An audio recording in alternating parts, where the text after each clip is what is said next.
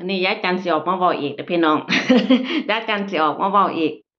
เรื่องมาอยู่ในต่างถิ่นต่างแดนเนาะพี่น้องเรื่องย้ายลูกย้ายเต้าหรือพาลูกพาเต้ามาอยู่ในต่างแดนนี่ล่ะพี่น้องเรื่องข้อดีมันก็ดีพี่น้องเด็กน้อยมันก็ได้เรียนฟรีเนาะพี่น้องว่าตั้งแต่ลูกเรามีความสามารถส่ำใดเนาะจ้ะลูกเรามีความสามารถจั่งใดมีความสามารถส่ำใดเนาะจ้ะแต่ว่ามันก็เรียนฟรีไปฮอด อายุ18 ปีพุ่นล่ะพี่น้องจบยูนิเซียมพุ่นล่ะจบยูนิเซียมแล้วก็จังค่อยไปต่อปริญญาเนาะจ้ะการบ้านเฮาก็คือไปต่อมัธยมไปเลาะต่ออ่าปริญญาตรีนั่นล่ะเอ้าเว้าง่ายๆซะเว้าง่ายๆก็คือไปต่อปริญญาตรีแต่ว่าลูกเฮาสิไปได้ส่ำใดเฮาก็จังค่อยเบิ่งเนาะพี่น้องแต่ว่าการที่มาอยู่ในต่างถิ่นต่างแดนน่ะพี่น้องมันมันบ่แม่นว่าแม่นอยู่ดอกผู้ใดมักเที่ยวผู้ใดมักเที่ยวมักดื่มผู้ใดมักหมู่มักพวกจั่งซี้พี่น้องเพิ่นก็สิมีความสุขในรูปแบบเพิ่นเนาะพี่น้องแต่ว่าสำหรับข้อยมาแล้วเนาะพี่น้องข้อยระมัดระวังตัวเจ้าของคือบ่อยาก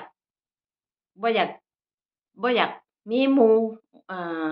บ่อยากมีหมู่คนไทยอยู่ในต่างแดนเนาะพี่น้องอิหยังมันเกิดขึ้นพวกเจ้าก็บ่รู้ดอกว่าคนไทยในต่างแดนเป็นแบบใดเนาะจ้ะเป็นแบบใดนิสัยเป็นแบบใดเนาะจ้ะมิฉะนั้นเฮาหลีกเลี่ยงได้เฮาก็หลีกเลี่ยงเนาะพี่น้องบ่ไปคลุกคลีอยู่ตั้งแต่ครอบครัวเฮาบัดนี้นี่ยายจันก็เลยตั้งใจว่ามีงานแล้วต้องทำงานเก็บเงินเพื่อเมื่อใดมื้อหนึ่งอยากไปอยู่บ้านเนาะพี่น้องข้อยชวนผัวข้อยไปอยู่บ้านในไทยก่อนวัยเกษียณเอออ่าบ้านเขามันเกษียณ68 ปีเนาะพี่น้องแต่ว่าถ้าพวกข้อยคิดว่าส่ำนี้พวกข้อยก็ไปอยู่ในไทยได้แล้วล่ะพี่น้องบ่ต้องว่ามี40-50 ล้านดอกพี่น้องแต่ส่ำนี้มีส่ำนี้ข้อยก็คิดว่าไปอยู่ในไทยได้สบายแล้วพี่น้องเฮาอยู่เมาะๆแมกๆปลูกผักปลูกเลี้ยงปลาเลี้ยงไก่ไว้กินพี่น้องแต่ว่ายามเฮาออกไปเที่ยวไปซื้อตลาดเฮาก็จั่งค่อยไปแต่ว่ายายจั่นมักชีวิตแบบอยู่นำพืชผักสวนครัวจั่งซี้แหมพี่น้องยายจันคิดว่า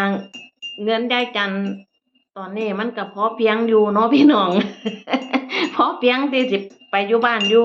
ได้อยู่แต่ว่าเฮาบ่ได้ไปอวดว่าต้อง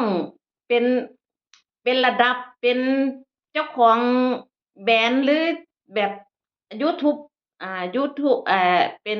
influ จั่งซี้แหมพี่น้องเฮาก็หน้าตาบ่ดีเนาะพี่น้องเฮาก็หน้าตาบ่ดีเฮาก็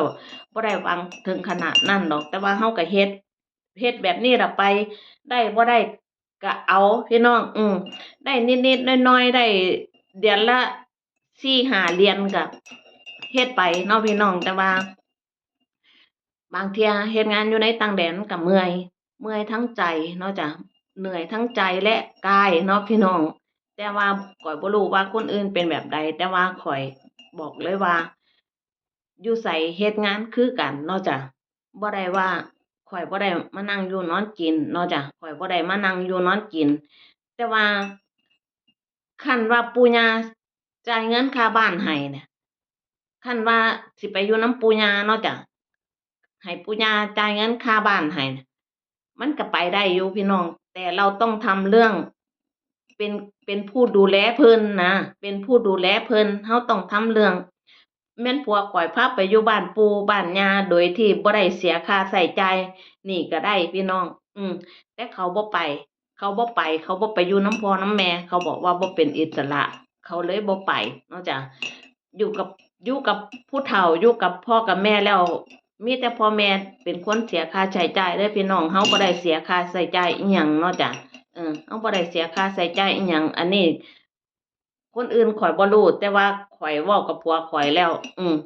การที่เรามาอยู่เป็นสะใภ้เพิ่นถ้าเราเข้าไปอยู่นำเพิ่นหรือผัวเราพาไปเนี่ยคือทุกอย่างคือพ่อแม่เขาเสียให้หมดทุกอย่างอืม ข้อยบอกว่าคือบ่พาข้อยไปข้อยว่าพี่น้องนี่แหละการมาอยู่ในต่างถิ่นต่างแดนเนาะพี่น้องเก็บเอาเงินเนาะจ้ะเก็บเอาเงินเมื่อใดเราอยากกลับบ้าน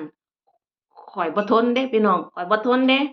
ข้อยว่าข้อยอยากกลับข้อยก็คือกลับโลดเด้ข้อยบ่ได้อ่อนช้อนข้อยบ่ได้อ่อนช้อนว่าอั่นสิอิหยังเป็นอิหยังเด้ข้อยบอกว่าตั้งแต่น้อยเท่าใหญ่ข้อยบ่เคยมีเงินปานนี้ดอกแต่ว่ามื้อนี้ข้อยมีเงิน